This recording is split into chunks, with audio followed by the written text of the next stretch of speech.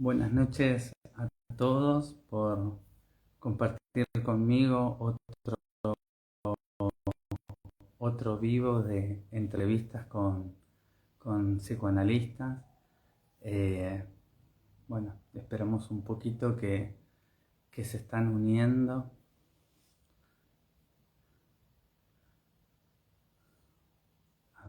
Eh, una autora, una psicoanalista, autora que quiero compartirlo. Ahí está, Elga.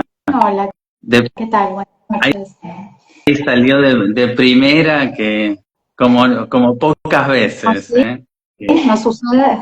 No sucede, muchas veces tengo que aceptar y dar vueltas para, para poder enganchar, pero bueno, esta vez le enganchó de una, No, así que perfecto. bárbaro, entonces. Bueno, te agradezco primero el haber aceptado la invitación para esta entrevista. Después de un día de trabajo, cansada, de que, bueno, se Sí, nos hace difícil. que estamos a jueves, bueno, no sé, me parece que estamos todos trabajando mucho y eso también hace que estemos más desgastados a esta altura del año. Pero te agradezco también a vos la invitación, Diego, y vos también estás acá después de un día de trabajo, así que gracias por eso también. Bueno, bueno, yo a todos los que no conocen a Elga Fernández es nuestra invitada hoy. Ella practica psicoanálisis, es miembro de la École Lacanienne de Psicoanálisis, ejerce la dirección editorial de la revista En el Margen, que es revista y también es editorial, vale aclarar, es editora en Archivida, compañía editorial también. Es autora de Para un psicoanálisis profano, La carne humana, Mandíbulas autómatas y La hiperticción, la más nueva de las letosas, y próximo a publicar Preguntas de recién venida, y está escribiendo La función de la mix, una atención deseante y Macedonia entrañable, papeles sin orden ni concierto. Es coautora de más de 10 libros, para que ustedes la ven ahí. Es impresionante la cantidad de producción bibliográfica que tiene Elga. Escribió artículos en La Lang, en Lapsus Calami, en N1, La Mosca, en El Margen, Espectro, Fordá, entre otras. Bueno, algunos de sus textos fueron traducidos a portugués, francés e inglés, y bueno, mantiene conversaciones y charlas en hospitales públicos, da seminarios, cursos, talleres y otros dispositivos en diversos ámbitos. Es invitada en diversos lados de Argentina y del exterior realmente para su clínica o para su transmisión y contar cosas muy interesantes como las que escribe, que hoy vamos a hablar un par de esas cosas. Yo quiero empezar esta entrevista preguntándote, siempre arranco de la misma manera, preguntándote un libro que recuerdes que te haya gustado, que te haya marcado en tu niñez o tu adolescencia. Ah, qué linda pregunta. Creo que el primer libro que leí, que lo leí a los 9 años, que se llamaba, no recuerdo el título completo, pero seguramente que te vas a acordar de él, que es Annie, que es la historia de una nenita huérfana, que creo que después se hizo una serie en Netflix o algo así. Sí. Entonces, y una película se hizo también próximo a la publicación del libro. Ese quizás porque fue el primer libro que leí, el primer libro en el que me sumergí o el primer libro que me tomó, es uno de los libros que más recuerdo, que me haya marcado. No puedo recordar mucho del contenido. Creo que la única escena que me acuerdo, fíjate vos qué particular, es la de Annie durmiendo en la calle tapada con diarios y alguien burlándose porque no tenía una frazada y ella respondiendo a esa burla como que, bueno, que tenía en vez de una frazada algo para poder leer o que la cubrían las letras o algo semejante. Así que creo que ese fue el primer libro que me marcó, el primero. Fíjate cómo lo que a vos te llama y lo que a vos te queda hoy, después de tantos años, es esto, de estar cubierto por las letras. De ella Sí, estar abrigada en eso, abrigada en las letras. sí, por eso te decía, no recuerdo mucho más que era huérfana, no recuerdo el hilo narrativo, la introducción, el nudo, desenlace, conflicto, nada de todo eso, solo recuerdo esa escena. Mirá, no, buenísimo. Yo te pregunto, ¿a qué edad empezaste a escribir? Ahí ponele, tenés esta imagen o este momento de decir, bueno, 9, ponele 10, antes de los 10 años, que es un libro que te marca o que te llama y que tiene que ver con esto de las letras que te cubren. ¿A qué edad empezaste a escribir? ¿Y qué escribías? Es un poco difícil la pregunta, porque cuando uno escribe resignificativamente te encontrás muy tempranamente haciéndolo. Quizás si no hubieses escrito eh, de un modo que suponga un oficio, esa escritura no te sería relevante. Pero digamos que el origen, también recuerdo una escena que es escribiendo una redacción para la escuela primaria y leyéndosela a mi mamá y a mi papá. Era una redacción muy chiquitita, ¿no? Que además me acuerdo que describía el lugar donde pasábamos las vacaciones en verano en Córdoba y describía algo del río, no sé, un paisaje, una cosa así semejante. Y mi mamá asombrándose por la redacción, que le parecía linda, y mi papá no creyendo que la hubiese escrito yo. Esa es la primera cosa que me acuerdo, como como la escribió ella, como una cosa así. Esa es la escena que recuerdo. Y después, a los 12 años, no, un poco antes, entre los 11 y los 12, en la pubertad, en ese momento se estilaba mucho lo que era el uso de las agendas, ¿no? De las agendas que escribíamos las mujeres, que Tipo, eran como una especie tipo diario personal.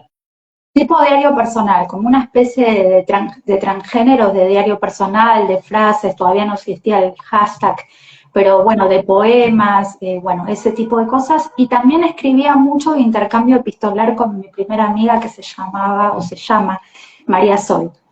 Con ella nos escribíamos mucho, a pesar de que vivíamos a 5 cuadras, ¿no? Pero en un momento determinado, a los 11 años, 10 años, yo me fui a vivir a Concepción del Uruguay y seguimos nuestra relación por intercambio epistolar y la continuamos cuando volví incluso.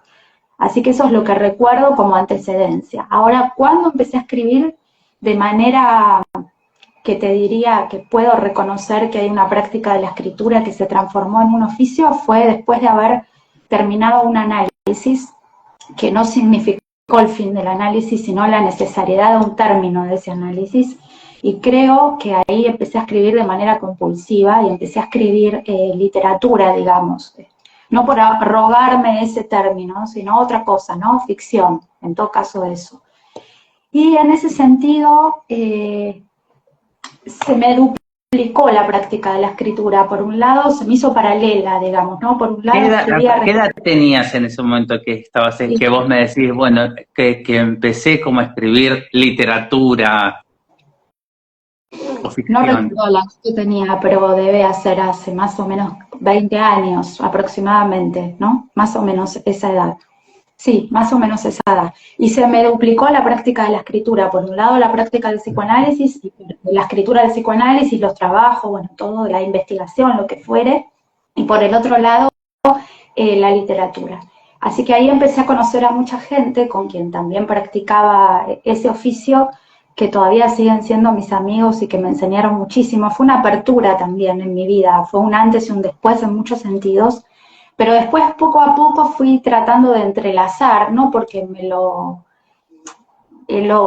digamos, no porque me lo exigí, sino que se fue haciendo orgánico, digamos, se fue enlazando otra vez la práctica de la escritura y hoy ya no escribo ficción explícitamente, sino sí hago uso de la ficción para escribir lo que quiero respecto al psicoanálisis. Entonces, bueno, eso es un poco, como se bifurcó, se desdobló y volvió, no volvió, se enlazó de una manera completamente distinta en función de esa práctica. Y se enlazó, te diría, años después, como 4 o 5 años después. ¿Vos ya eras psicoanalista cuando vos me hablás de, por ejemplo, este momento de ese término, de ese análisis y empezar a escribir esta ficción? ¿Ya te habías recibido? Ya me había recibido, ya estaba practicando el psicoanálisis. Yo tengo 50 años, me recibí muy jovencita, a los 21, empecé a trabajar a los 22. Y si te hablo de hace 20 años atrás, haría 5 años, 6 años, más o menos, someramente. No soy buena para las fechas, que estaba practicando el psicoanálisis y hacía más o menos 7 años que estaba, digamos, sumergida en esa transferencia analítica que se cortó abruptamente. Creo que algo de esa transferencia que quedó como descobijada, porque no fue un fin de análisis, me llevó compulsivamente a escribir. Creo que algo de eso, creo que también una apertura, ¿no? Del deseo, una descristalización del deseo también, que creo, no sé, siempre es muy enigmático, es lo que puedo decir al respecto. Pero sí. Está bien, está buenísimo, está buenísimo. Y bueno, por eso te pregunto de esta parte de escritora y en ese momento empieza a gestarse también, por ejemplo, la parte de la editora, lectora. A ver, yo imagino que lectora habrá sido completamente siempre y hubo como este momento de decir, bueno, tengo esto de este pasaje, decir, bueno, escribir y tener todo este grupo, estas cosas. Pero después esto que se fue amalgamando, como que me contás vos, que fue creciendo y que fue juntándose, ahí es donde un poco empiezan a ser, no sé, en el margen, Archivida, en ese camino, ¿o no? Sí, es en ese camino. Creo que cronológicamente fue así. Esto que te cuento, hace 20 años, ese desdoblamiento, esa duplicación, después se fue enlazando a lo largo del tiempo. Después abrimos, o abrí en principio, después se juntó, por suerte, otra gente y somos muchos en el margen. Es decir, que la práctica de editora, es cierto, digo, es algo que nunca lo había pensado, así cronológicamente, así que te agradezco la pregunta. Pero la práctica de editora sí, fue consecuente con ese enlace. Quizás fue algo que posibilitó ese enlace entre un modo de la escritura y el otro. Pero yo te podría decir que me siento no, escritora no, porque no sé si está bien, ensayista, digamos, que es un modo de practicar la escritura desde que publiqué el primer libro, que es Para un psicoanálisis profano. Y sí tiene que ver con el encuentro con mis compañeros editores de Archivida, que en principio me invitaron a publicar el libro y después me invitaron a trabajar como editora, que son Victoria La Rosa, Horacio Medina y Fernando Montañez, y eso también fue un antes y un después en mi vida. O sea que la práctica de la escritura desdoblada fue una, otro fue la invención y la apertura de la revista ya hace 10 años, otro fue el encuentro con mis compañeros 4 o 5 años o 6, no sé muy bien cuánto hace, pero estábamos en pandemia, y la publicación del libro. Y bueno, y los que vinieron después. Por eso digo, yo había publicado otros libros, pero de manera conjunta, colectiva, en publicaciones colectivas, pero no solista, que es una muy fea palabra, porque en realidad un libro siempre es un agenciamiento colectivo, ¿no? Pero no solo con mi trabajo textual, sino con el trabajo textual de otros compañeros y compañeras. Esa fue la primera vez. Y ahí también hubo una modificación, digamos, de mi práctica, que también modificó mi práctica como editora. O sea, el haber publicado el libro y haber empezado a trabajar como editora, no solo en una revista, sino también en Archivida, modificó retroactivamente mi práctica como editora en una revista y también mi práctica de escritura, ¿no? Es un antes y un después trabajar como editora o editor para escribir. Es otro modo de la lectura que tampoco es el de la lectura de un contenido. Es que tal cual. Es que justamente el editor tiene una lectura completamente diferente que se da, que va a mirar otras cosas, que se va a fijar en otras cosas, que tiene que ver con el contenido, que tiene que ver con el modo de escribir, con el modo de la transmisión también. Hay como un montón de aspectos ahí. Por eso también te pregunto esto de directora en el margen, que también, a ver, te llega el material y bueno, ¿cómo se pone? ¿Cómo se transmite? ¿Cómo se comparte eso?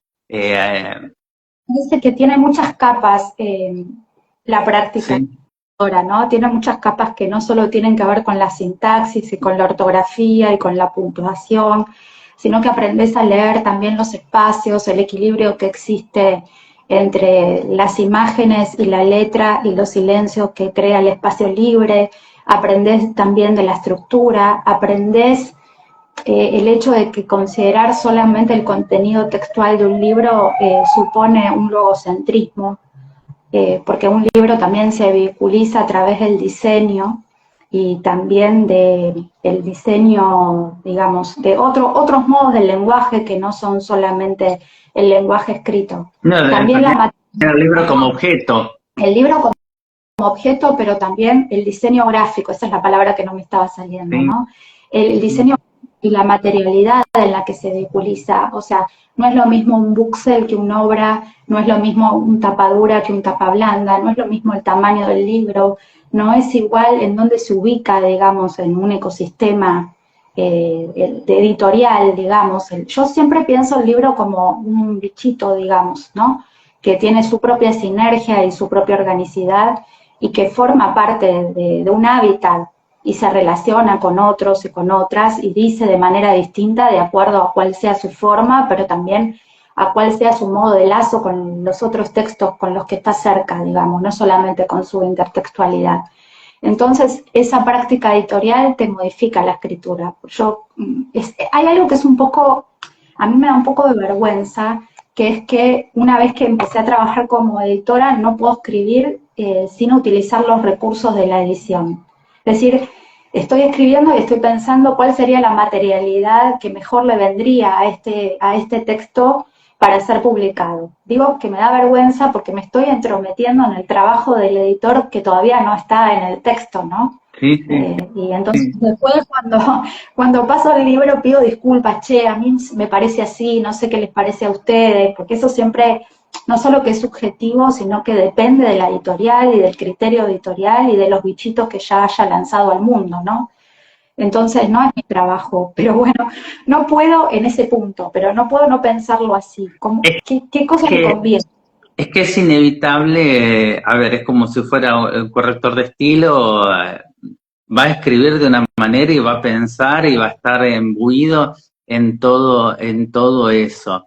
Yo te pregunto, este análisis y esta evolución de cambios que vos fuiste haciendo en la escritura, en la lectura como editora también, ¿vos sentís que te ha cambiado, que te ha modificado, por ejemplo, tu práctica clínica como analista? Sí, absolutamente. Hay una relación estrecha que por supuesto no podría sistematizar ni articular de una manera sistemática. Eso no sé si sistematizar, pero no podría articular o modular de una manera sistemática. Sí sé que desde que empecé a trabajar como editora y desde que le doy tanta importancia a la letra o que la letra forma parte de mi vida cotidiana, creo que debería ser incluida la práctica de la escritura más allá de los gustos de cada quien, quiero decir, como parte de esas cosas que mencionamos o consideramos necesarias para la formación del analista. Digo, o sea, el estudio de los textos, la supervisión, el análisis de control, la conversación clínica, me gusta más decir a mí, y también el estudio de los textos, bueno, ya dije las tres creo, ¿no? Pero incluiría ahí la práctica de la escritura, sí, porque hay una noción de la letra que te hace escuchar de una manera completamente distinta, ¿no? Hay una noción de la materialidad en la que se sustenta la homofonía e incluso la voz a la que uno no está tan atento, no en el sentido profuso o voluntario, sino que no tiene incorporado cuando está escuchando si no tiene esa práctica de la letra. Entonces modificó muchísimo. Y otra cosa que modificó mucho, que no sé si voy a poder expresarla, pero voy a tratar porque me parece muy importante, creo que nunca la dije en voz alta, tiene que ver con el hecho de que una vez que uno entra en la edición de un libro para publicarlo y como editor, como editora o también como escritor, tiene una conciencia, un reconocimiento más que conciencia de la práctica colectiva y del lazo que eso supone, que no es el mismo lazo que en general se gesta o se produce entre analistas en una institución. Es otro modo de lazo, es un modo de lazo más transversal, no digo horizontal, porque cada quien se ocupa de lo suyo, más mancomunado de alguna forma, con mayor responsabilidad de la tarea de cada quien respecto de un producto, ¿no? Entonces me dio una noción de lo colectivo que no tenía, eso también. Y esa noción de lo colectivo modificó mi manera de estar o mi modo de llevar, como se dice técnicamente, el objeto A al lugar del semblante del analista. No sabría decir cómo, pero sí estuve más atenta a que esa disparidad subjetiva que existe en la transferencia no esté sustentada en lo jerárquico, sino en la diferencia de funciones, por ejemplo, ¿no? Creo que... Y también me dio la posibilidad de pensar que hay otros modos de lazo que pueden ser, no sé, como los pagos de una hoja, vamos a decir así, en el sentido de algo que no necesariamente tiene que cristalizarse ni establecerse en el tiempo, sino que puede ser, bueno, el lazo que se genera por ese trabajo que se deshace y quizás se vuelve a generar para otro trabajo y así sucesivamente. Es decir, como una especie de carpa, digamos, ¿no? Como si te diría, de hospital de campaña, en algún sentido, o de casa de campaña, que no tiene el mismo modo de funcionamiento que lo institucional, sin restar la importancia a lo institucional. No estoy estableciendo un binomio ni una oposición, digo que son cosas distintas, ¿no? Vos sabés que hay algo que a mí con esto que vos decís, algo que me llama la atención, y que me llamó la atención en la primera época. Yo no te conocía a vos, y encontré en el margen, yo como bibliotecario psicoanalítico, siempre estoy como investigando editoriales, revistas, digamos, buscando, viendo qué novedades hay editoriales, qué autores nuevos surgen, qué cosas se escriben. Mirá lo que te voy a contar. A mí me llamó mucho la atención descubrir en el margen los años que hacían que estaban y el grupo grande editorial que eran y el tiempo que se gestaban. A ver, contá un poco de esto, porque es eso mismo que vos estás... Bien, ¿qué es lo que te llamó la atención? Que nos sostengamos... La cantidad de gente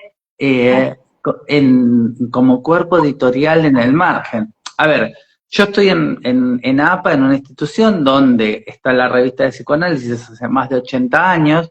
Vos tenés una comisión editorial que, digamos, se elige y es selectiva y se renueva cada 4 años. Entonces, digamos, son funciones que de un cuerpo colegiado. Pero acá esto es este mismo ente que vos hablás, de esta carpa que se unió y que están hace muchos años ya trabajando en el margen. No sé si son todos los mismos, pero se daba la sensación de que era una buena parte de ese grupo unido en esto colectivo. ¿Es ahora sí, gracias, Diego. En el margen surgió el antecedente en el margen, digamos. La historia en el margen es un blog que yo tenía.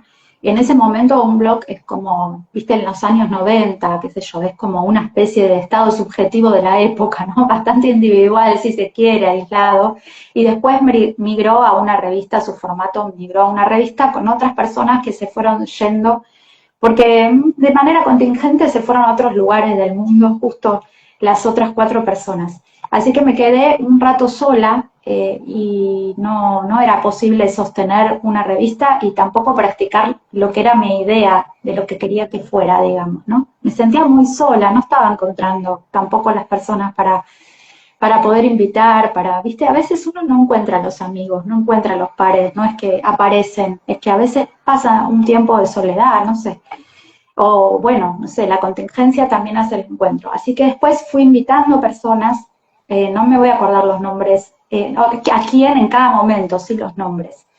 Y después se fueron sumando otras personas que pidieron entrar, que quisieron entrar, y ahora somos aproximadamente 16. Me encantaría no olvidarme de nadie. Después voy a decir los nombres, los voy a anotar por acá, así. Y la verdad es que trabajamos, bueno, con todas las dificultades que implica lo colectivo, tratando de que, yo diría que la revista, además de ser una revista, también es un colectivo, ¿no? Que funciona como colectivo en la medida de lo posible, porque hay momentos O sea, funciona rizomáticamente y funciona de una manera independiente hasta que hay que tomar decisiones que hacen a la perspectiva editorial. Y entonces, bueno, o discutimos o a veces las decisiones las tomo yo, digamos, cuando son muy importantes en el sentido de la visión global de la cosa o de la visión general de la cosa. También diría que la revista se transformó en una especie, sin que esto sea voluntario, de máquina de investigación, porque como de alguna forma nuestros textos, o sea, los editores también publicamos en la revista textos, y vamos charlando, digamos, entre nosotros, entre texto, y se va componiendo un tejido que tampoco, insisto, es voluntario, sino que es transferencial, ¿no? Es transferencial. Incluso a veces inconsciente, ¿no? Uno lee, queda algo de eso y otro sigue trabajando o va por otro sitio, por otra perspectiva. Y también en el margen fue mutando, es decir, muta. Yo creo que hay algo que a mí me interesa muchísimo de ese colectivo, es que siempre va buscando la forma necesaria para cada momento. Digamos, no se cristaliza, o por lo menos hasta ahora no se ha cristalizado. Entonces, bueno, también tenemos publicaciones en papel, esas publicaciones tienen diferentes formatos, son diferentes artefactos textuales, también hacemos seminarios, cursos, encuentros, bueno, nada, vamos tratando de ir buscando dispositivos que son los que vamos necesitando o los que son necesarios en función de lo que vamos haciendo, ¿no? Eso también. Y la revista, en sentido digital, digamos, está compuesta por varias secciones, muchas secciones. A veces cada sección está a cargo de un editor o de varios editores, y otras veces no está a cargo de un editor, sino que está a cargo de un autor o una autora que tienen una asiduidad en la revista respecto de su escritura, y entonces, bueno, como sus textos se constituyen en serie, necesita en su trabajo la sección, digamos, como artefacto o como lugar. Así que es un poco así. Vamos viendo qué vamos necesitando, qué vamos queriendo, también dando lugar a los deseos de cada quien. Yo lo cuento. Es una manera de que van, digamos, como caminando distintos modos de transmisión. Porque, digamos, a ver, libro, yo conozco en el margen, a ver, la revista online, libro, plaquet, digamos, son distintas materialidades, pero digamos, ¿qué es lo que buscan o la transmisión? Sí, a veces no es tan explícita la necesidad de transmisión, sino la necesidad de poner una puesta en público del trabajo que estamos haciendo. No sé si pensamos tanto en el sentido de la transmisión como se suele pensar, sino, bueno, ¿y qué necesita cada texto para ser vehiculizado al estado público? A veces necesita, por el tema y por la extensión y por el formato y por la estructura de la digitalidad, y otras veces necesita de la materialidad de la plaqueta, otra del libro, otro del ensayo portátil, otro del fanzine, otra de la presencia y de la oralidad. Sí, en un curso. ¿No? Sí, otras veces necesita también del intercambio interdiscursivo con otras prácticas. También estamos pensando en el margen de esa forma, ¿no? Siempre lo pensamos así, pero creo yo, no sé si mis compañeros estarán de acuerdo, creo que sí, por lo que venimos hablando, pero que también tratamos de establecer un diálogo con lo que llamamos comúnmente la cultura, es decir, que algunos textos sean un poco más amplios, de acuerdo al tema y a lo que creemos necesario que alcance a otros lectores, que no se restrinja al psicoanálisis o a los psicoanalistas, ¿no? Es un poco, creo que tiene que ver con, bueno, con escuchar el modo de existencia de cada materialidad y encontrarle la forma necesaria para que se realice, o para tratar de que se realice, porque no siempre se realiza. Sí, entiendo perfectamente. Bueno, yo te quiero preguntar por mi sección favorita en el margen, que es 2 preguntas. Yo quiero saber cómo nace eso. Que cuentes qué es esa sección y cómo nace. Creo que esa es la sección hit, ¿no? Porque creo que a todos nos gusta muchísimo, muchísimo, muchísimo. A mí me encanta. Yo voy a decir, hablo de mi gusto. Sí, pero entiendo que hablas de tu gusto, pero no sé si es unánime, pero sí general, ¿no? Es general, es una mucho. Bueno, esa sección surgió, creo, si no me olvido de nada, porque en un momento yo le invité a Gisela Bolio, que es una analista que vive en Mar del Plata. En este momento está en un trabajo, haciendo un trabajo en Europa, pero bueno, circunstancialmente, creo que en Barcelona. Y entonces nos pusimos a pensar cuál podría ser la sección de ella, en la que estuviera a cargo, cuál ser responsable, y entonces compusimos juntas esa sección y decidimos darle un formato de alguna manera homogéneo para todos los analistas y las analistas y los no analistas, porque también esas preguntas se hacen a no analistas, pero a personas que han tenido un contacto, tienen un contacto de alguna u otra forma con el psicoanálisis, ¿no? Porque la idea tiene que ver con algo que se lee si se lee toda la serie o toda la sección, que es no solamente dar lugar a lo que llamamos maestros, popes, no sé, reconocidos, famosos, gente con experiencia, ¿no? Sino dar lugar a los diferentes momentos de la formación. También dar lugar, como, bueno, eso es toda la perspectiva editorial de la revista, por eso se llaman al margen, a todas las posiciones respecto del psicoanálisis, políticas y prácticas, digamos, o que hacen a la práctica de acuerdo a la ética y al modo de entender el psicoanálisis. Eso no quiere decir que estemos de acuerdo con todo, por supuesto. Me imagino. Sino que, por supuesto, a veces nos hemos visto en la obligación ética de hacer alguna aclaración o alguna nota editorial, como si, bueno, no aclares que oscurece, es casi la cosa, ¿no? Por supuesto que uno no está de acuerdo con todo lo que el otro dice.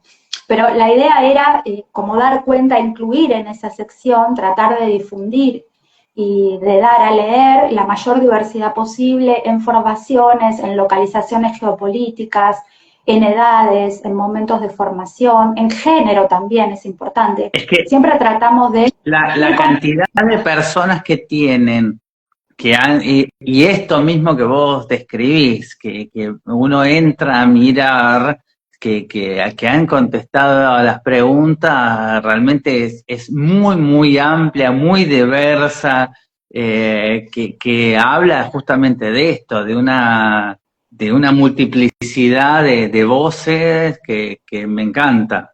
Sí, una polifonía, una multiplicidad. Una polifonía, esa es la palabra. Una polifonía, pero que también sea una polifonía transversal, no una polifonía jerárquica, ¿no? O sea, nosotros consideramos, creo que es con lo que estamos de acuerdo siempre y no hemos modificado hasta ahora, que cada lugar, o sea, cada persona agencia un modo de cierto saber hacer, digamos, que no es comparable con otros. Y bueno, eso tratamos de transmitir y de vehiculizar, ¿no? Por eso me parece que es tan linda esa. Bueno, a ver, ¿cuál es la primera pregunta? La primera pregunta es cómo descubriste o cómo descubrió el psicoanálisis. Esa es la primera pregunta, ¿no? Perfecto, totalmente. ¿Y la segunda?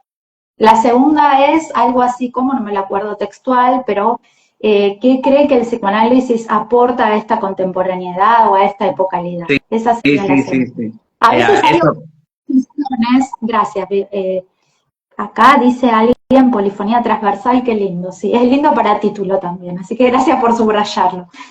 Me olvidé lo que iba a decir. A veces las personas que contestan establecen objeciones respecto a la modulación o a la articulación de la pregunta, a la que también le damos lugar. Por ejemplo, y estamos incluso de acuerdo, la palabra aporte no nos gusta mucho, pero no encontramos otra que fuese lo suficientemente general. Y la otra es cómo descubrió el psicoanálisis, porque bueno, no sé si el psicoanálisis se descubre cada vez o cada vez hay como una especie de espiralidad de hitos, ¿no? Que llevan a redescubrirlo. Pero bueno, chicos, o sea, eso lo pueden contestar ustedes, la pregunta es general, ¿no? Yo te vi, yo creo que te vi en las dos preguntas, en algún momento te leí, yo ahora no me acuerdo, entonces mi pregunta es, ¿cómo descubriste vos el psicoanálisis? No me acuerdo qué contesté ahí, la verdad que no me acuerdo. La revista no me acuerdo, pero quiero que me contestes vos ahora. Sí, también me parece que es parecido a esto de la pregunta que me hiciste de cuándo empezaste a escribir, ¿no? Uno retroactivamente, resignificativamente ubica los hitos de origen respecto de una cierta actualidad. Pero lo que me llevó a descubrir puntualmente el psicoanálisis, efectivamente el psicoanálisis, de manera tangible, fue la lectura de Psicopatología de la Vida Cotidiana, el primer capítulo, El olvido de nombres propios, de Signorelli, Freud, bueno, eso, por ejemplo, de Freud, por supuesto. Creo que fue la primera lectura. Vos me preguntabas al comienzo qué libro me había marcado, bueno, te dije el primero, pero quizás esta haya sido la segunda, o la tercera. La tercera. El segundo libro que me marcó mucho fue, ¿te acordás de esa colección Elige tu propia aventura? Sí, claro, por Porque supuesto. me parecía precioso poder elegir, o una cierta posibilidad de elección hacia dónde ir y cómo se modificaba la historia por la implicación activa de cada uno. Totalmente. Y el tercer libro fue de Psicopatología de la Vida Cotidiana, que lo leí, ese capítulo, no sé, creo que estaba en cuarto año, creo que tenía 16 años, y fue la primera lectura con la que me sentí tan implicada. O sea, es la primera vez, esa fue la primera vez que leí mi subjetividad en un texto, ¿no? ¿Por qué? Porque el olvido de nombres propios es algo que me sucede de manera cotidiana, ¿no? Excepcional, como a Freud. Me olvido los nombres, no los recuerdo, los pronuncio mal.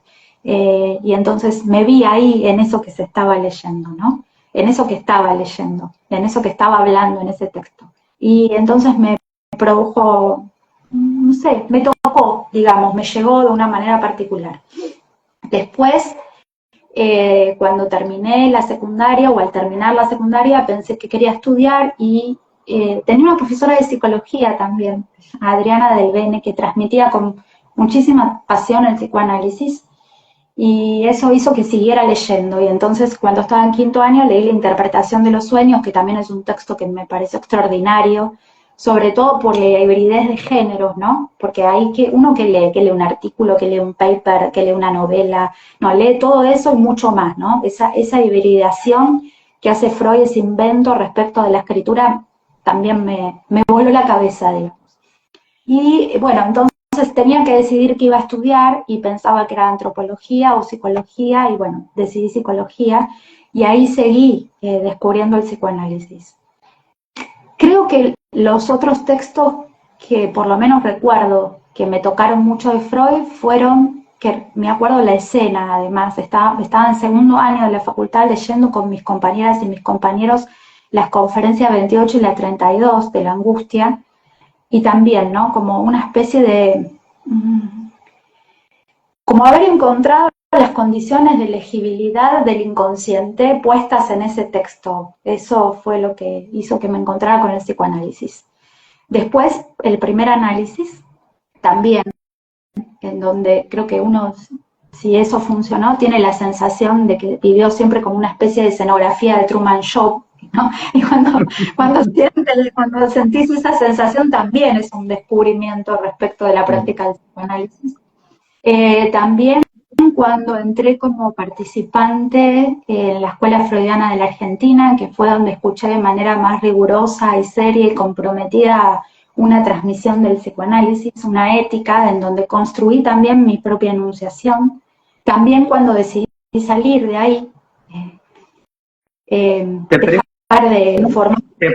Te pregunto una cosa, a ver, nunca hubo dudas, digamos, a ver, vos estudiaste psicología, sos psicóloga, pero digamos, con tu práctica como psicóloga no hubo, digamos, duda que era psicoanálisis, o dudaste de algún otro tipo de terapia, psicoterapia, cognitivo. Nunca me sucedió, fue como, bueno, un encuentro, algo del orden del encuentro, es esto, y seguir por ahí, digamos, ¿no? Encaminarme para ahí de una manera decidida, no sé si consciente, pero sí decidí inconscientemente, después conscientemente, ¿no? Claro. Y habiendo reconocido esa decisión, pero en principio no, algo que me fue llevando, digamos, en realidad creo que tiene que ver con una afinidad lectiva también, hay algo de ese orden.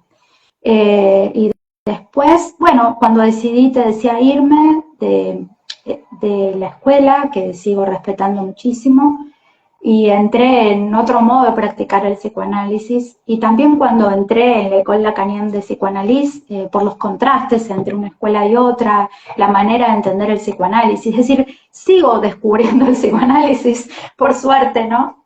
también es un bichito igual que los libros vivos, que tiene su organicidad y su sinergia, y que no está muerto ni cadaverizado, sino que se sigue componiendo, y eso es lo que me interesa. Ahora, si vamos a la antecedencia de cómo descubrir el psicoanálisis, y eso sí está escrito en esa entrevista, recuerdo la palabra Freud 2 veces. No, la palabra psicoanalista una vez y la palabra Freud una vez. Una me la dijo mi mamá, que estaba muy preocupada, no me acuerdo por qué cosa, que se había peleado con su suegro, o no me acuerdo bien la escena. No me acuerdo las palabras de la escena, pero sí la escena. Estábamos con un velador de esos que eran redonditos, viste, como tipo una bola mágica. No Sí. sé por qué me acuerdo de eso. Y ella me lo estaba dando a mí, no sé, pero me estaba contando en el camino que se había peleado con su suegro, o sea, mi abuelo paterno. Y Sí. entonces yo le dije así, bueno, pero me parece que vos estás celosa, no sé, algo así. Y ella me dijo, eso es una interpretación psicoanalítica, ¿no? Me lo dijo en chiste, pero como eran dos palabras que yo no sabía cuál era su significación, me quedaron como una marca que ¿Qué recordé edad años después. tenías en ese momento cuando ella te dice eso? Yo creo que tendría 8 o 9 años, Ay, me creo, muero. antes de los 10. Esa es una escena que me acuerdo. Y después la otra escena, que es un poco más íntima, pero bueno, la puedo contar, está escrita ahí. No es lo mismo escribirla que contarla, es un poco más expuesto contarla, que cuando tuve mi menarca, es decir, mi primera Sí. menstruación, cuando estaba en séptimo grado, me manché el guardapolvo, ¿no? El guardapolvo blanco, y entonces la portera, que se llamaba Angelita, y mi maestra, que no me acuerdo cómo se llamaba, pero era una de las dos maestras que teníamos en séptimo grado, lo lavaban, y mientras lo lavaban yo lloraba, y entonces me preguntaron por qué lloraba. Entonces le dije algo así como, no me acuerdo, no importa, no quiero decir lo que dije por otra parte, ¿no? Pero eh, la maestra le dijo a la portera, o la portera a la maestra, no me acuerdo muy bien, algo así como, eso es muy freudiano, es lo que yo estaba diciendo, ¿no? Entonces también me quedó como un antecedente, digamos, como un origen del encuentro con el psicoanálisis que pude entender retroactivamente, pero esos dos hitos fueron como enigmas, sintagmas enigmáticos que pude resignificar después. Y también reconocimientos del otro, ¿no? Porque es una interpretación psicoanalítica, eso es muy freudiano, es algo que el otro está diciendo respecto de un decir de uno, ¿no? También. Y por Sí, ahí sí, esos sí. otros no eran cualquiera tampoco. No, Así que totalmente. si ¿Qué yo hubiese figuras? Y eras tan chiquita. tan chiquita, bueno, ahí tenía 12. Si yo me hubiese dedicado a otra cosa, seguramente no recordaría esos hitos como enigmáticos, pero bueno, sí me dediqué y me dedico a esto y me gusta muchísimo. No, no, no. A ver, estamos medio jugados con el tiempo, porque me quedan un par de preguntas, pero hay algo que no quiero dejar de mencionar. Bueno, yo tengo acá la carne humana, la hiperfección, mandíbulas autómatas, acá yo estoy mostrando todo. Pero yo quiero un cortito que hablemos de la carne humana, un poquito, porque es enorme, yo sé que es enorme, es un texto que es tremendo de lo que habla de la encarnación, de la desencarnación. Quiero, a ver, que cuentes un poquito sobre la carne humana y eh, cómo llegas a este texto. Es dificilísimo hablar cortito de eso y resumirlo, por lo menos para mí. Pero yo llevo ese texto en un trabajo que estuve haciendo durante la pandemia que se llamó El malestar en la ciberlización. En realidad venía pensando en trabajar otra cosa, que era la declaración de sexo, pero cuando ocurrió la pandemia me parecía que o yo no podía, digamos, continuar hablando como si nada hubiese pasado, y la modificación de la práctica que significó la presencialidad a las pantallas, al empantallamiento, a la digitalización de la vida cotidiana, me llevó a pensar, como a todos, no es una exclusividad, otras cosas que quizás nunca habíamos pensado, ¿no? Que ahora tenemos más incorporadas y procesadas, articuladas y leídas, pero que en ese momento eran toda una novedad. Entonces decidí dejar ese tema, que nunca empecé a trabajar, y trabajar lo que llamamos en ese momento malestar en la ciberlización. Que ciberlización es un neologismo que me ayudó o que inventó Janina Marcucci, que es una compañera editora de En el Margen. En ese momento yo era todavía miembro de la Escuela Freudiana de la Argentina, y ese grupo tuvo lugar ahí. Así que ahí empecé a investigar, bueno, las diferencias que habría entre la práctica con las pantallas y la práctica en la presencialidad, y también las condiciones que viene a traer al mundo un nuevo lenguaje, que es el lenguaje algorítmico o el de la digitalidad, ¿no?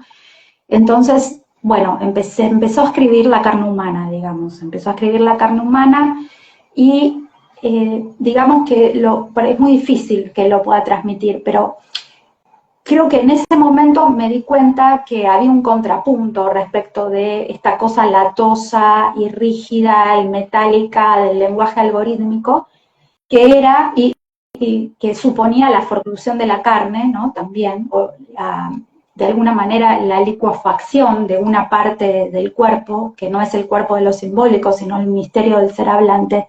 Y ese contrapunto era lo que ahí en ese libro está llamado la encarnación, sí, o la palabra encarnación, y que yo encontré como contrapunto en la práctica con el sujeto de la psicosis, ¿no? También me era muy necesario y urgente distinguir la locura que genera o que puede generar en algunas subjetividades o en algunos estados de la estructura el lenguaje algorítmico, que creo que es un nuevo modo del lenguaje, un nuevo modo de transmisión de la palabra que no se restringe a la digitalidad o a las pantallas, que anda suelto, que coloniza la vida analógica y que nos agencia a todos de manera transversal, homogénea y democrática, diría, en algún sentido.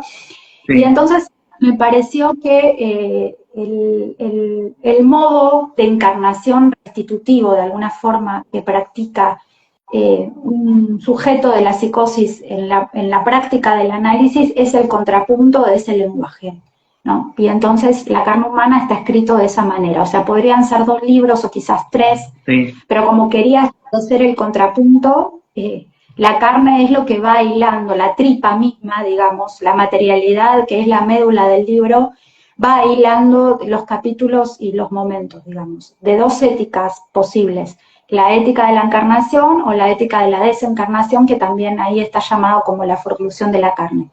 La ética de la encarnación está dicho de ese modo porque estoy hablando de la carne como una materialidad que nos acta como un elemento más, como la tierra, el fuego, el aire, el agua, ¿no?, que nos constituye, pero que también es moldeable y que también al incorporarse no es tan, no nos somete a una literalidad, sino que se metaforiza o es el soporte de la metáfora también. Sí, sí. Menos eso, no sé. No, excelente, excelente, excelente, porque realmente contás, a ver, lo medular de esto. Diego, gracias, perdón que te interrumpa, discúlpame, porque me agarró como la última oración importante. Creo que el libro lo que intenta transmitir es que a veces olvidamos que estamos constituidos no solamente del lenguaje, sino también de esa materialidad en donde ancla el lenguaje, en donde inmicciona, en donde se encarna, que es la que hace a la langue, al síntoma y a la letra, que es la carne, que no es el cuerpo de lo simbólico, sino que es la carne. En todo caso, el cuerpo de lo simbólico es un efecto de eso. Y cuando lo olvidamos, me parece que los analistas contribuimos a un logocentrismo y también a uno de los modos de la deshumanización, que sería como el de que digamos que supone una abstracción esquizofrénica, ¿no? Es como, viste, ensalzar o considerar de manera exclusiva el lenguaje y no la materialidad en la que ancla el lenguaje. Sí. Si el lenguaje ancla en una letosa o ancla en la carne, sus cualidades son completamente distintas, ¿no? Y se hacen cosas distintas, digamos. Entonces es importante dar cuenta de esa materialidad. De hecho, en El sueño de la inyección de Irma resaltamos la fórmula de la trimetilamina, pero no que eso se incrusta en la carne, en las pústulas infectadas de la garganta de Irma. Entonces, bueno, ahí hay un ejemplo muy visual, figurativo del sueño de la encarnación. Sí, sí, que vos lo mencionás, vos lo hablás ahí. A ver, es un libro muy psicoanalítico con un montón de aspectos y de cosas de Freud, de Lacan, de otros autores. Realmente también cómo se va desmenuzando toda esta parte de la esto es, como vos dijiste, yo lo veo y son como 2 libros, en realidad son 2 postulados en un libro, de la encarnación y de la desencarnación. Me parece igualmente excelente la obra que esté unida porque realmente me parece que se tiene que leer como las dos posturas. Así que yo te agradezco, no quería dejar de mencionarlo de la carne humana porque me parece algo, digamos, muy original, muy brillante, entonces, de tu obra, de lo que has escrito. Y bueno, el tiempo es tirano, vamos con las últimas preguntas. Dale. Sí. Bueno, el tema es este. Si vos no fueras psicoanalista, no vale contestar escritora, ¿qué otra profesión hubiera sido? No vale contestar escritora, No. creo que actriz me gustaría muchísimo. ¿Eh? Creo que actriz me gustaría Sí, muchísimo. sí, mira Sí. vos. No sé si yo podría como yo, pero si no fuera esto que soy o esto en lo que me transformé, quizás hubiera podido. Digo, no sé si podría porque tengo mucha vergüenza respecto de cosas del cuerpo, inhibiciones, ¿no? No sé, cuestiones. Pero bueno, me gustaría mucho. Creo que eh, eh, me parece muy digno de alguna forma incorporar un cuerpo de lo simbólico y tratar de interpretar lo que surge de eso, digamos así, ¿no? Mm. Darle cuerpo a un personaje, me parece hermoso. Creo que haría eso si no fuese psicoanalista ni escritora. Muy bien, muy bien. ¿Qué profesión no harías? ¿Qué profesión no te Mucho el gusta? teatro, eso también. Me gusta ¿Eh? muchísimo el teatro, me emociona, me conmueve. Creo que es donde más escucho la conmoción que significa el lenguaje ahí puesto en escena, además de en el cuarto de escucha. Por eso también digo. Perdón, te No, interrumpí. no, está perfecto. Me surge la pregunta, ¿escribiste alguna vez teatro? Sí, escribí teatro, un guión de teatro con un compañero, pero nunca lo pusimos en escena. No creo que sea bueno tampoco, pero fue muy divertido. Hay que, Bueno, hay que estudiar mucho para escribir un guión de teatro, ¿no? Hay sí, que estudiar cuestiones que hacen a ese oficio específico, no es sí. tocar de oído. Pero No, bueno, me no. divertí y fue una linda experiencia en el momento en que en que se me había bifurcado la práctica de la escritura, en ese momento. Bueno, buenísimo. Bueno, ¿qué profesión no te gustaría tener? No harías. Policía, Bueno, creo que esa es pero no, estoy segura que no, es una profesión o un oficio o una práctica a la que no me dedicaría. Comerciante tampoco, no por el mismo sentido ético, sino porque, ay, no sé, no me gusta, no sirvo, no puedo pensar en esa lógica. Pero la que no haría sería policía. está bien, está perfecta como está contestada. Te hago una pregunta. Contame un recuerdo muy feliz de tu infancia.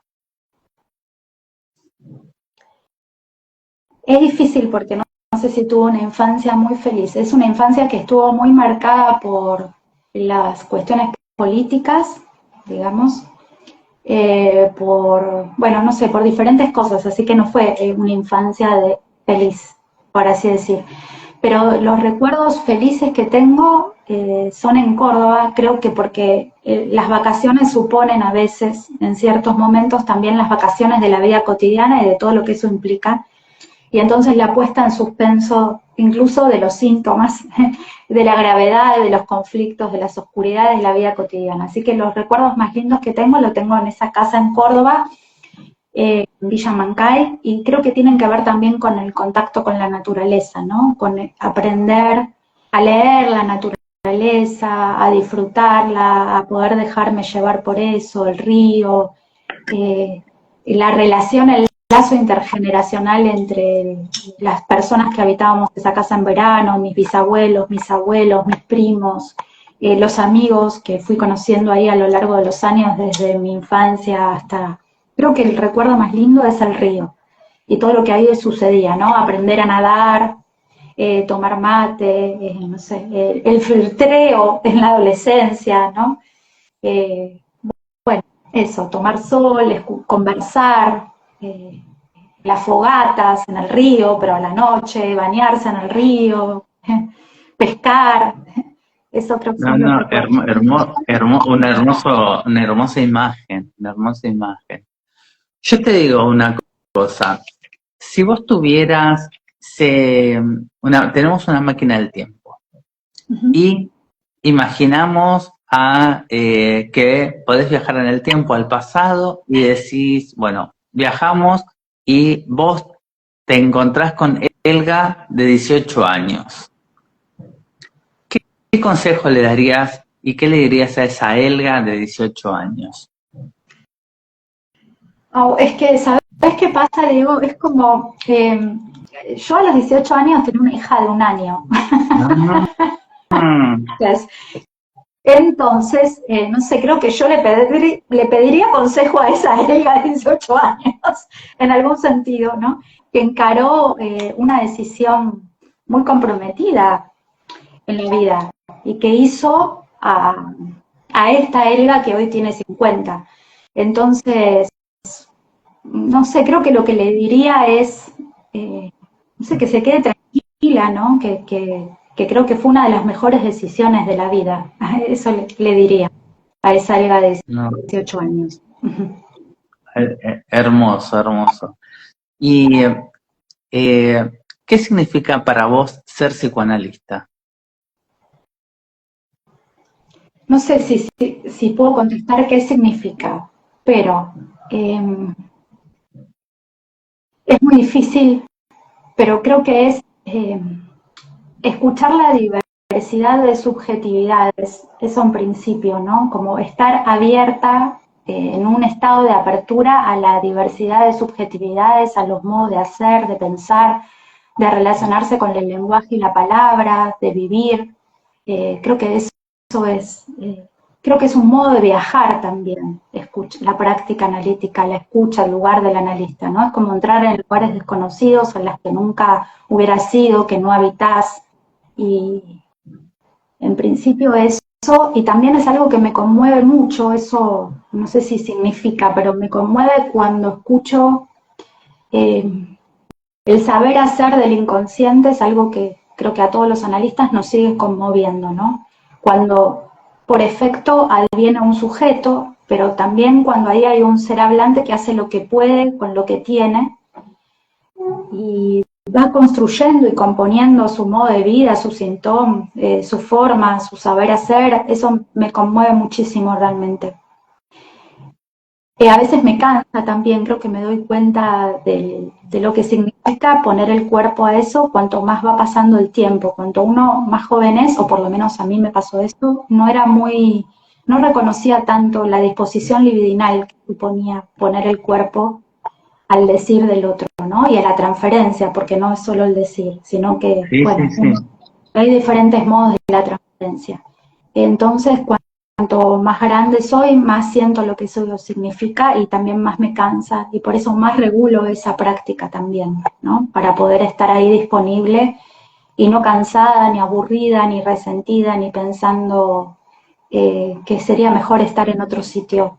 Creo que es una responsabilidad también que hay que asumir, ¿no? Que a veces hay que trabajar menos o que hay que trabajar de otra forma. Creo que tampoco podría ocupar ese lugar si no escribiera, ¿no? Me parece que escribir no solo modifica la práctica analítica, sino que soporta, por lo menos en mi caso, la práctica analítica en el amplio sentido del término soportar. Me ayuda a hacer de soporte y me ayuda a aguantar también, estar ahí disponiendo el cuerpo para lo que le pasa a otro Sí, o para la subjetividad del otro, ¿no? sí, Eso. sí, sí, sí, sí. No, no, hermosa tu respuesta. Bueno, ahora te hago la pregunta final, que es esta. Se termina la vida, se va al cielo, Elga va al cielo, en la puerta del cielo no está San Pedro, está Dios. Entonces, antes de entrar al cielo, está ahí parado Dios. ¿Y qué te gustaría que Dios te dijera a vos antes de entrar al cielo?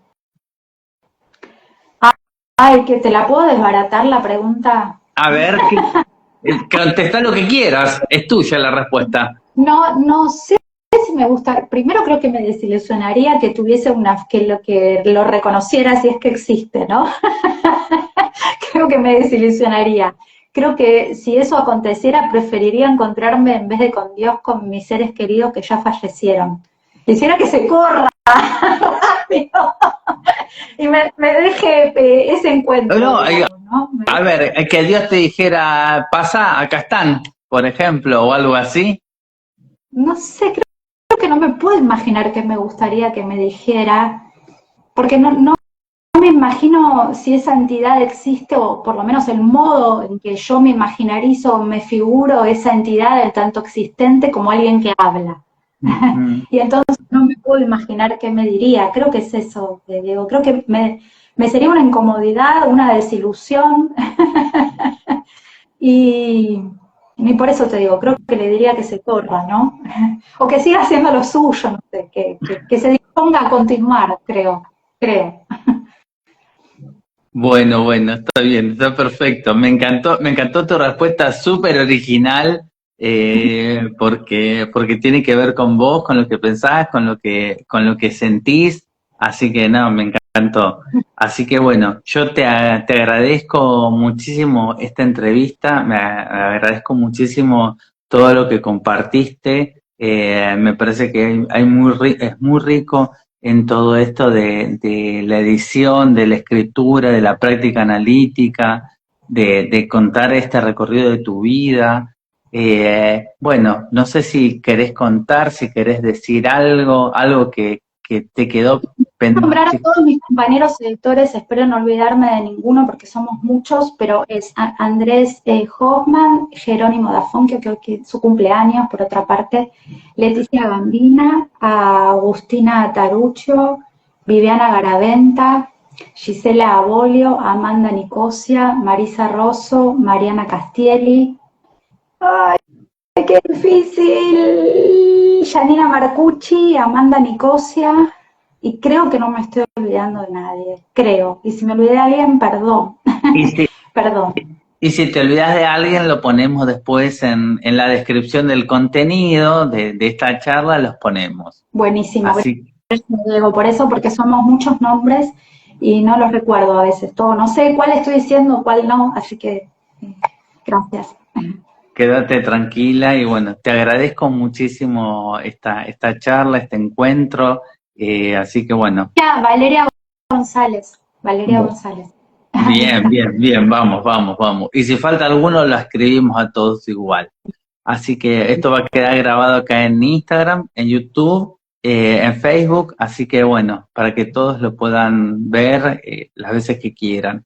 Así que bueno, Gracias, Diego, también por las preguntas, la escucha. Muchas gracias. Y por el espacio.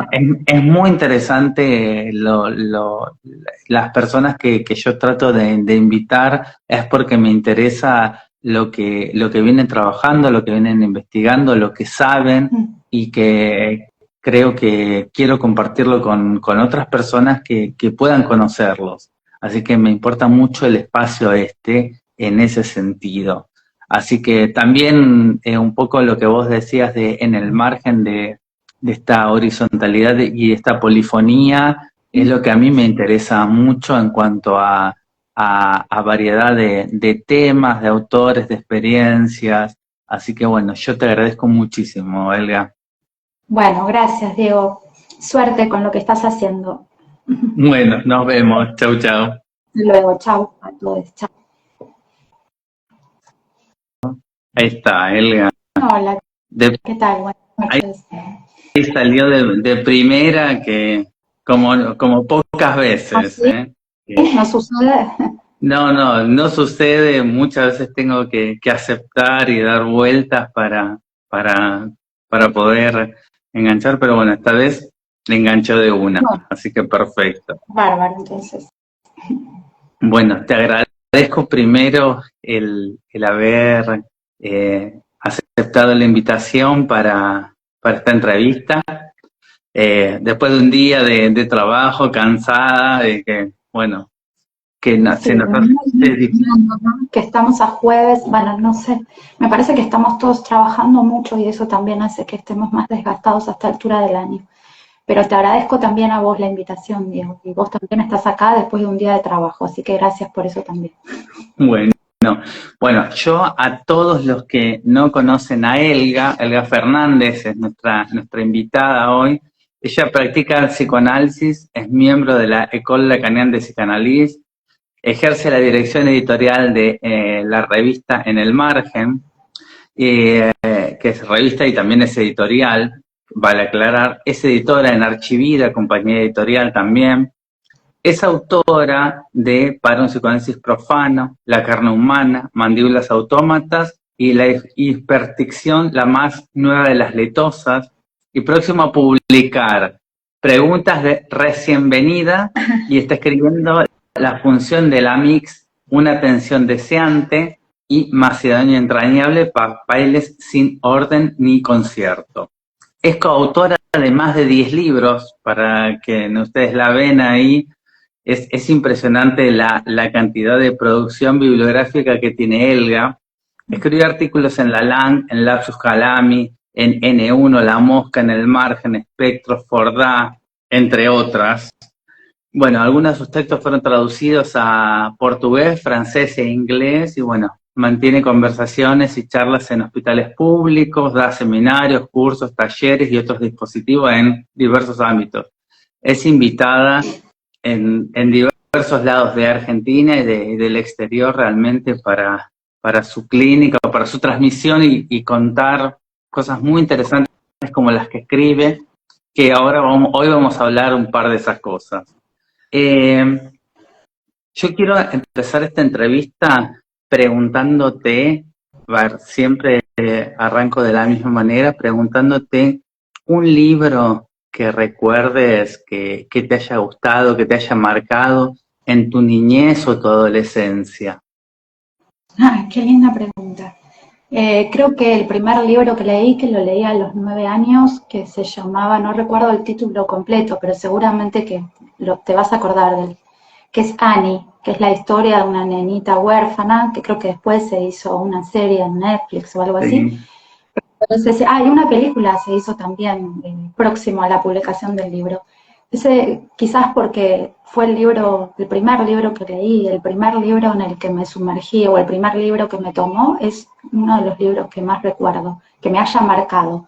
No puedo recordar mucho el contenido. Creo que la única escena que me acuerdo, fíjate vos qué particular, es la de Annie durmiendo en la calle tapada con diarios y alguien burlándose porque no tenía una frazada y ella respondiendo a esa burla como que, bueno, que tenía en vez de una frazada algo para poder leer o que la cubrían las letras o algo semejante.